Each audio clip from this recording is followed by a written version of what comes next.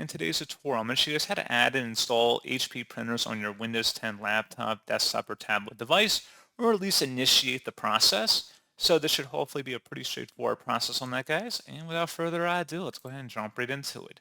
So all you have to do is open up the search menu and type in settings. Best result should come back with settings here. Go ahead and open that up. And then you want to select the devices tile on this page, and then select printers and scanners over here on the left. Select the Add a Printer or Scanner button near the top over here, and then make sure your HP printer is connected to your wireless network before proceeding. It should automatically pick it up unless you're using a physical connection like a USB cord. Then in that case, you'd want to plug it in. If you're not seeing any results in here, you may want to refresh this page once you've gotten all those settings configured.